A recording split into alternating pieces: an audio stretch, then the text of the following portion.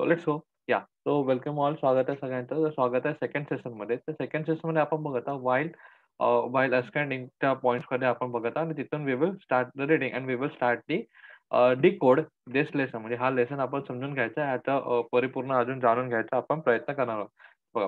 Bye एस्केटिंग the climate of the particular region, a review of the earlier studies for the of various aspects of the climate is very important. The most countries in the world have the established in the meteorology department for making the recording the such observation, and this department have the or we can say the observatories which equipped with the modern instrument and the technology. If the present climate conditions are analyzed with the reference to the past climate condition, we can predict the climate change of the future.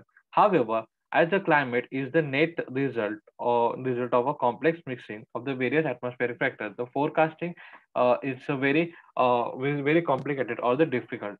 Difficult. The forecasting is easy for a place where the climate change are slow and for the limited nature or the limited nature of a limited nature.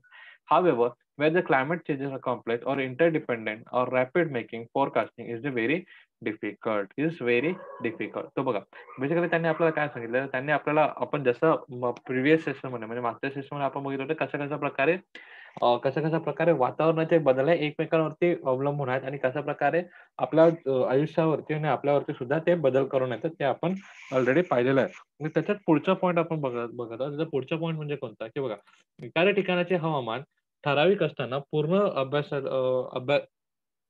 अभ्यासलेला हवामानाचे विधान अंगाचा अभ्यास करावा लागतो. त्याचे निरीक्षण करून नोंद ठेवण्याचे जगातील बहुतेक देशाचे हवामान खाते स्थापन केलेले आहे. याला वेधशाळा असे म्हणत असतात आणि या वेधशाळाच्या व आधुनिक वा यंत्रसामुग्री उपकरणाचे सुसज्ज असते. म्हणजे बेसिकली बघा काय करतात, की एखाद्या ठिकाण म्हणजे बघा आपल्या देशामध्ये सुद्धा फोरकास्टिंग डिपार्टमेंट आहे, हवामान खातं आहे, जो आपल्याला काय काय सांगत असतो, आपल्या देशामध्ये कधी कुठे पाऊस पडणार आहे किंवा कुठे कशा प्रकारचं वातावरण असणार आहे, कोणत्या ठिकाणी, या प्रकारचं सगळं नियोजन ते आपल्याला करत असतात आणि ते आपल्याला सांगत असतात. तर बघा आणि त्यासाठी इंग्लिशमध्ये बोलायला गेलं तर we call them as a forecasting department और वेदर फोरकास्टिंग डिपार्टमेंट. ज्याप्रमाणे यावर्षी मुंबईमध्ये चांगला पाऊस म्हणजे मुसळधार पाऊस पडणार आहे. पुण्यामध्ये मुसळधार पाऊस पडणार आहे. अशा प्रकारचे जे त्याने इंटिमिटेशन्स होते. इंटिमिटेशन म्हणजे काय त्या प्रकारचा त्यांनी आधीच आपल्याला सांगून दिलं होतं, की अशा प्रकारचे अति पावसाची शक्यता इथे भासत आहे. तर ते कशामुळे भासतं? तर बघा जर एखादा वातावरण आपण एक्झाम्पलमध्ये बघतोय, जर एखादं वातावरण हा मागच्या काही वर्षातल्या वातावरणासारखं असेल, म्हणजेच काय तो रिझल्ट सुद्धा तसाच देईल. म्हणजे बघा फॉर एक्झाम्पल जर आजचं वातावरण हे जास्त थंडीमुळे आहे आणि काही 5-10 वर्ष पूर्वी वातावरण सुद्धा जर तसंच असेल म्हणजे काय होईल त्याचा रिझल्टंट काय होता? आता समजा. तर त्याचा रिझल्टंट म्हणजे प्रिव्हियसचा फॉर एक्झाम्पल आता एक घेऊया, की आज आज आहे आपण आहोत 2020 मध्ये. 2020 मध्ये आपण आहोत. परंतु अशा प्रकारचं आज जो वातावरण आहे, त्याच प्रकारचं वातावरण 2000 समजा 15 मध्ये सुद्धा होतं आणि 15 मध्ये त्याचा रिझल्ट काय आला होता? म्हणजे 2015 मध्ये त्या वातावरण निर्माण झाल्यानंतर काय झालं होतं? तर थंडी म्हणजे वातावरण खूप कमी झालं होतं आणि थंडीही वाढली होती. ठीक आहे. तर त्याच प्रकारचं सिनेरिओ, त्याच प्रकारचं वातावरण आपल्याला आता दिसत आहे 2020 मध्ये. 2020 मध्ये सुद्धा थंडी पडू शकते आणि तेवढंच वातावरण खाली जाऊ शकते. तर या प्रकारची शक्यता आणि या प्रकारचा अंदाज ते बांधतात आणि तसं होते सुद्धा. कारण बहुतांशी तसं होते सुद्धा. कारण वातावरणामध्ये आपल्या जो वातावरणामध्ये आहे ते कसं हळूवार बदल होत असतो. त्याच्यामध्ये जो बदल आहे तो हळूवार होत असतो. एवढा का पटकन होत नाही.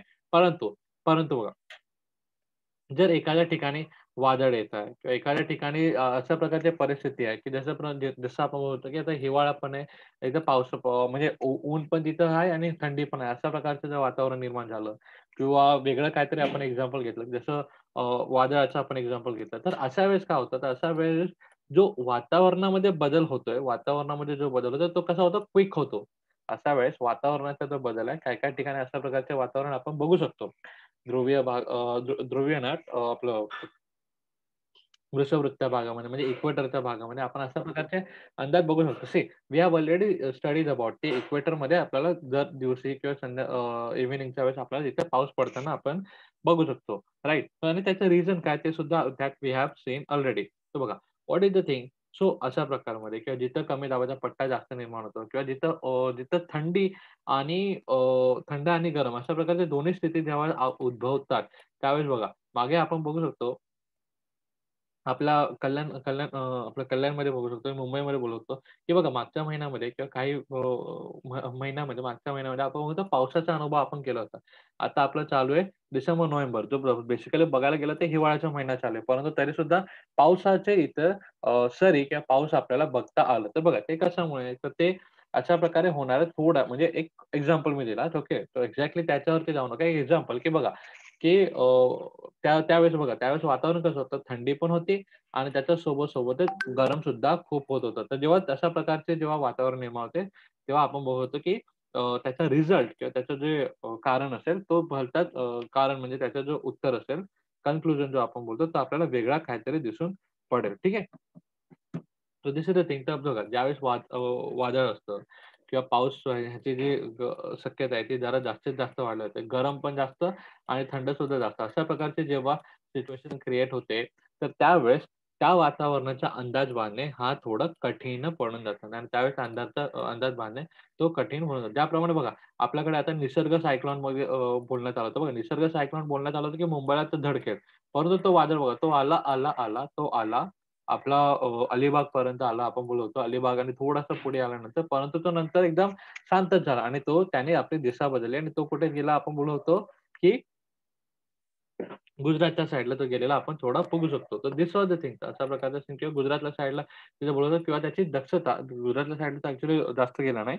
परंतु त्याची जी दक्षता होती किंवा त्याचा जो टेंडन्सी होती, त्याचा जो पॉवर होता, तो काय झालेला आपण बोलू शकतो कमी झालेला असं बोलू. म्हणजे बघा अनप्रेडिक्टेबल सिच्युएशन आपण बोलत होतो. अनप्रेडिक्टेबल सिच्युएशन म्हणजे अंदाज त्याचा ठराविक अंदाज म्हणजे एकदम ठोस अंदाज त्याचा बांधू शकत नाही. अशा प्रकारचे सिनारिओज आपण बघू शकतो. तर धिस इज द थिंग.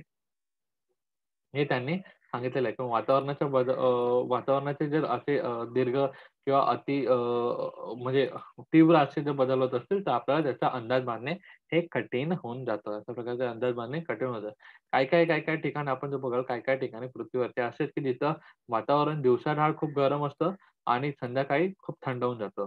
तर हे तर झालं म्हणजे वाळवंटामध्ये तसं आपण बघतो, परंतु काही जंगलामध्ये किंवा काही मैदानी प्रदेशामध्ये सुद्धा अशा प्रकारच्या दिसल्यामुळे आणि तिथे पाऊस हा जास्त प्रमाणात आपल्याला बघून पडतो आणि तिथला बेसिकली बोललं होतं, की तिथला अ, वातावरणाचा अंदाज बांधणे हे काही शक्य होत नाही आणि किंवा ते कठीण असतं असं आपण बोलू शकतो. तर नेक्स्ट पॉइंट आपण बघूया. आय होप हा पॉइंट कळाला असेल. आता नेक्स्ट पॉइंट आपण बघूया that we called as the meteorology. A science that studies that the interrelationship between the various component of natural cycle and the geological movements on the earth and the climate is called the meteorology. On the climate is called the meteorology. And meteorology includes the study of storms, clouds, rainfall, thunder, lightning, etc. Depending upon the study of such a factor, whether the forecasts are made, they are useful to common people and the farmer, fishers, aviation service, and we can see the water transport, various other organisation. तर बघा, त्यांनी आपल्याला काय सांगितलं? त्यांनी आपल्याला सांगितलं, की बघा, हवेतील विविध घटक, निसर्ग चक्रे, नंतर पृथ्वीच्या भोवताली हालचाल व हवामान याच्या सर्वांच्या परस्पर संबंधाचा अभ्यास व विश्लेषण करणारे शास्त्र म्हणजेच हवामानशास्त्र होय. तर यात हवामानविषयी वादळे, ढग, पर्जन्यवृष्टी, मेघगर्जना आणि विजांच्या कडकडाट या व अशा अनेक घटकांचा अभ्यास केला जातो. यावरून भविष्यातील हवामानाबद्दलचा अंदाज व्यक्त करणे व त्यांचा उपयोग सर्वसामान्य जनता, शेतकरी, मासेमारी व्यवसाय व विमानसेवा, जलवाहतूक व विविध स्थानांत होतो. तर आपण बेसिकली काय बोलतो की the science that studied the interrelationship between the various compound of air, natural cycle, geological movement of the earth and the climate is called the meteorology. So basically आपण बोलू शकतो in other words, the study of our weather or study of our changing climate uh, that we call as the meteorology. कारण ते and how we are see म्हणजे जर आपण हा जर डेफिनेशन बोललं तर ह्या एका हद्दपर्यंत बरोबर आपण बोलतो का? कारण बघा हाऊ आणि पुढे आपण एक्सप्रेशन काय होतं climate how the climate change how the climate change that is basically depending or they all are inter depending on each other. जशा प्रकारे आपण मागच्या काही फॅक्टर्सवर बघितलं होतं the climate factor climate changing weather related factor जे हे आहेत atmospheric pressure, sunlight, clouds, humidity, rainfall, visibility, temperature, and they both are, and they both are not. This all are interrelated with each other. म्हणजे ते एकमेकांवरती dependent आहेत. तर बघा, तर त्यांनी काय सांगितलं the science that study the inter relationship between the various components of the air natural cycle and the geological movement of the earth and the climate is called the meteorology. The meteorology included the study of storms, clouds, rainfall, thunder, lightning, etc., depending upon the study of such factors, whether the forecasts are made as a useful common people, the farmer, the fisheries, and the aviation services, and water transport, and the various other organizations. म्हणजे बघा, basically metrology म्हणजे हवामानशास्त्र. हवामानशास्त्र म्हणजे काय? की हवामानशास्त्र metrology we will talk about already. की to get to know and the study about weather that we call as a metrology. म्हणजे आपला जो वातावरण आहे त्याचा अभ्यास करणे याला आपण मेट्रोलॉजी असं म्हटलेलं आहे. म्हणजे हवामानशास्त्र असं म्हटलेलं आहे. तर हवामानशास्त्राच्या स्टडीचा फायदा कुठे-कुठे होतो? तर बघा, आपल्याला हवामानशास्त्रीय स्टडीचा फायदा खूप काय होतो. म्हणजे आपल्याला क्लाउड म्हणजे रेनफॉल, ढग, पाऊस, वादळ यांची तर माहिती मिळतेच मिळते. परंतु वातावरणामध्ये काही असणारे चेंजेस. नंतर एव्हिएशन सर्व्हिस म्हणजे एव्हिएशन सर्व्हिस म्हणजे हवामानातील जे विमान सेवा आहे त्यांच्यासाठी. बघा, वातावरणामध्ये जर व्यवस्थित म्हणजे ढग वगैरे साफ नसतील किंवा अवकाश व्यवस्थित नसेल, वातावरण चांगलं नसेल, तर विमानं सुद्धा उड्डाण करत नाही. तर ते त्यांच्यावरती डिपेंडिंग असलेलं आपण बघू शकतो आणि जिथे-जिथे सर्वात जास्त वातावरण जर खराब झालं असेल, तर तिथे विमान हे जाती नाही. तसं आपण बघू शकतो. ठीक आहे. सो बघा, फिशरीज मासेमारी, नंतर फार्मर्स यांना सुद्धा काही घटना हे भेटतच असतात. So this are the thing basically we can say they are interdependent on each other. Interdependent on each other म्हणजे मेट्रोलॉजी ह्या जो फॅक्टर आहे की ही जी स्टडी ह्याच्यावरती हे सगळे काही डिपेंडिंग असलेले आपण बघू शकतो. ठीक आहे. तर बघा, आता आपण बघूया institution at work. Institution at work. The World Metrology Organisation has established by the United Nation Organisation on 23rd March 1950. And this organization plays an important role for food security, water management, and the transplant and the communication using ICT. So what is ICT? That we will look at. So with the help of the various search engines on the internet, search for linking the given information about the following institution and prepare a report based upon the information obtained. The World Meteorology Organization, that is WMO, Indian Institute of Tropical Meteorology, that is IITM, National Organization and Atmospheric Administration. तर बघा, त्यांनी काय सांगितलेलं आहे आपल्याला? कार्यसंस्थेचे संयुक्त कार्यसंस्थेचे तर बघा, संयुक्त संघ राष्ट्रातील 23 मार्च 1950 रोजी जागतिक हवामानशास्त्राची संघटना वर्ल्ड मेट्रोलॉजी ऑर्गनायझेशन या संस्थेच्या स्थापन करण्यात आले.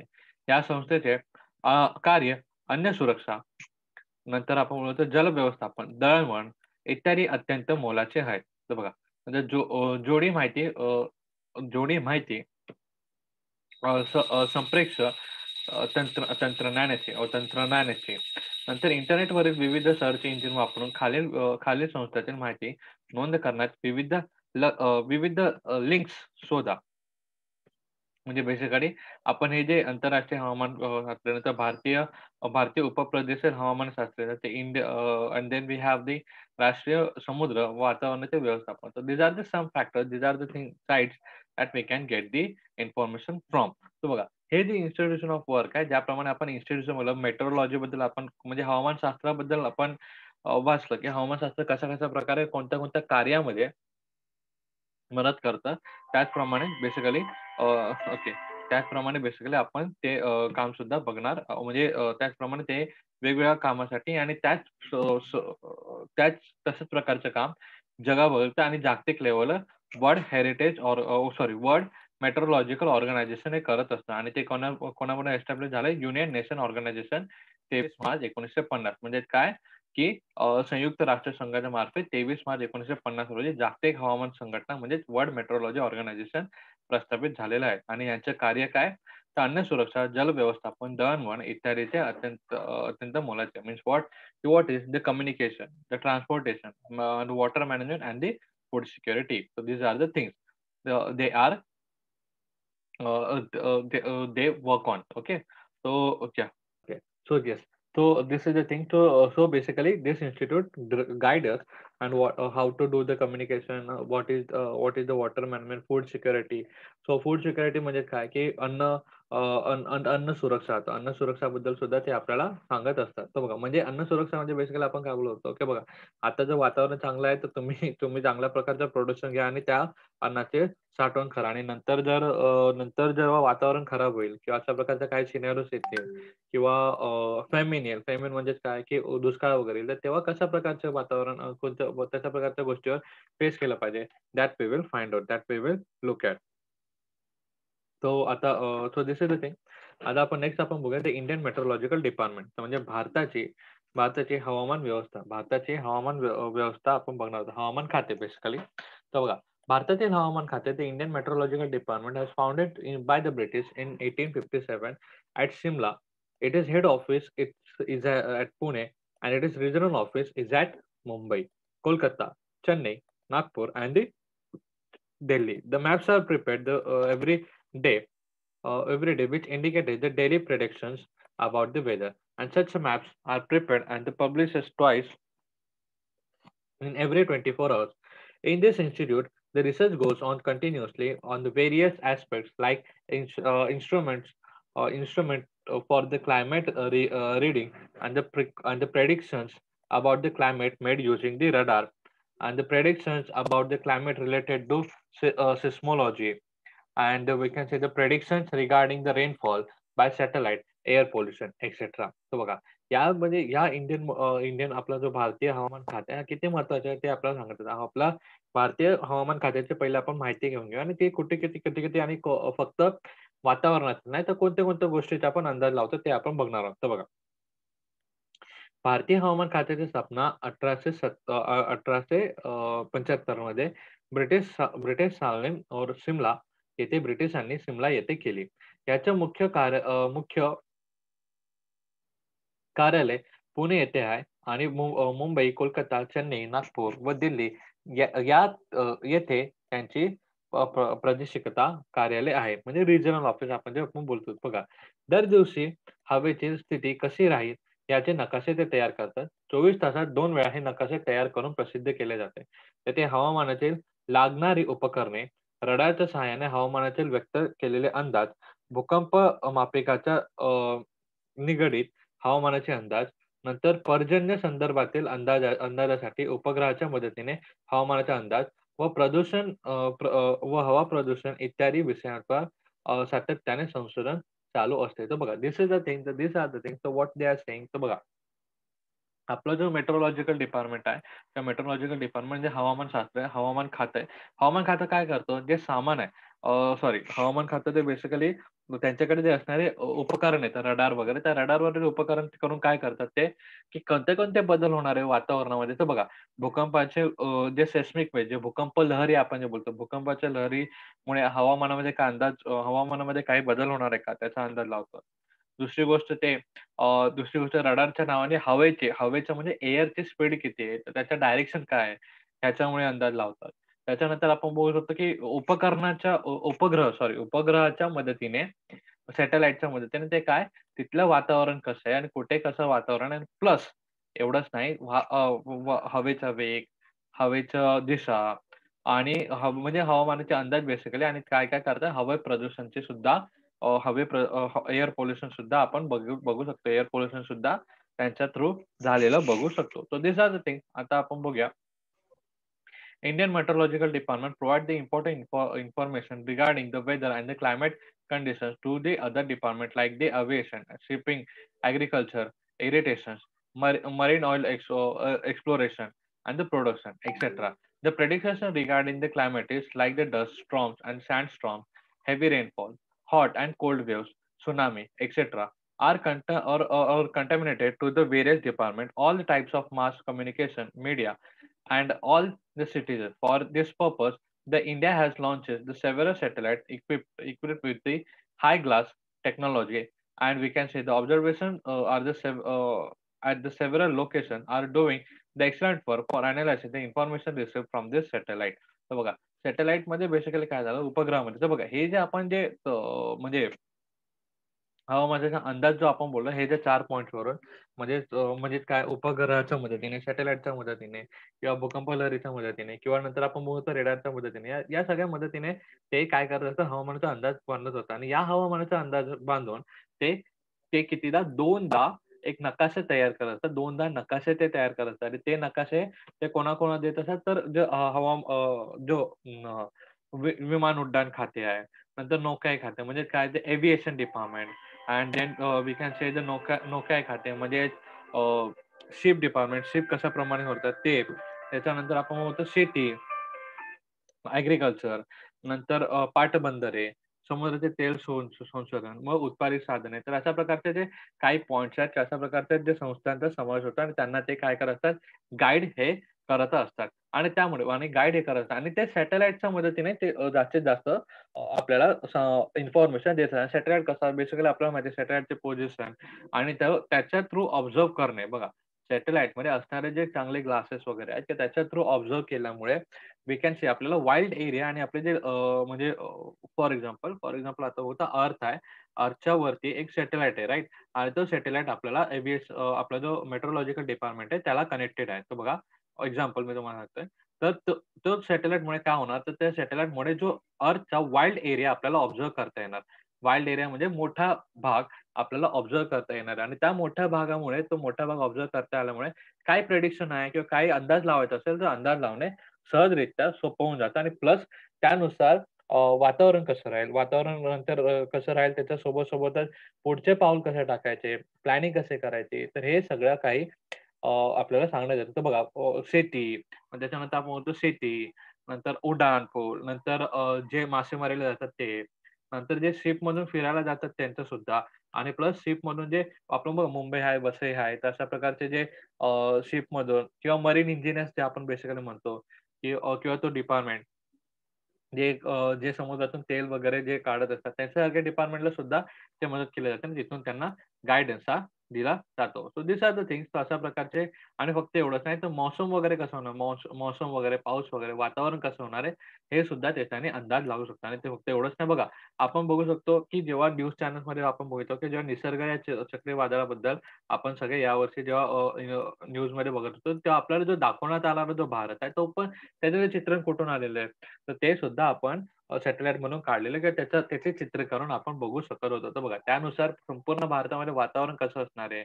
त्यानंतर तो हवा कुठे-कुठे इफेक्ट करणार आहे आणि मग त्याच्यानुसार मग फार्मर्सला काय सूचना, विमानांना काय सूचना, समुद्री रस्त्यावरून जाणारे त्यांना काय सूचना किंवा समुद्रामध्ये मासेमारी करणारे त्यांना काय सूचना किंवा समुद्रामध्ये तेल वगैरे काढणारे ह्यांना काय सूचना असेल, तर त्या सूचना देण्यात येत असतात. ठीक आहे. So this is the thing. अशा प्रकारचं आपलं मेट्रोलॉजिकल डिपार्टमेंट हा काम करत असतो आणि इंडियाचं मेट्रोलॉजिकल डिपार्टमेंट आणि मेट्रोलॉजी म्हणजे काय, हे सुद्धा आपण बघितलेलं आहे. बघा, तर नेक्स्ट चॅप्टरमध्ये किंवा नेक्स्ट सेशनमध्ये आपण बघणार आहोत the monsoon model and the climate prediction म्हणजे कशाप्रकारे हवामानाचा अंदाज किंवा हवामानाचा आपण बेसिकली अंदाज लावू शकतो ते सुद्धा आपण बघणार आहे. त्यानंतर आपण बघू की कशाप्रकारे आपल्या एन्व्हायर्नमेंटला मॅनेज केलं पाहिजे आणि कशाप्रकारे मॅनेजमेंट करू हे सुद्धा आपण बघणार आहोत. तर त्याच्यामुळे सॉलिड वेस्ट, लिक्विड वेस्ट ते सुद्धा कसं मॅनेज करू ते पण आपण नेक्स्ट सेशनमध्ये बघणार आहोत. तर बघा ब अ, बोल आज आज आपण काय-काय बघितले तर आज आपण बघितलं मेट्रोलॉजिकल म्हणजे मेट्रोलॉजी म्हणजे काय? पहिली गोष्ट म्हणजे हवामानशास्त्र म्हणजे काय? आणि त्या हवामानशास्त्राचा उपयोग कशा-कशा प्रकारे आपल्याला सगळं काय होतं आणि कोणत्या-कोणत्या फॅक्टर्समध्ये होतं आणि हवामान डिपार्टमेंट कशाप्रकारे आपल्यामध्ये एस्टॅब्लिश झाला, ते सुद्धा आपण बघितलेलं आहे. ठीक आहे. So this is the thing. I hope तुम्हाला लेसन कळालं असेल. इन केस कोणाला काही डाउट असेल तर यू गाईज कॅन आस्क तुम्ही विचारू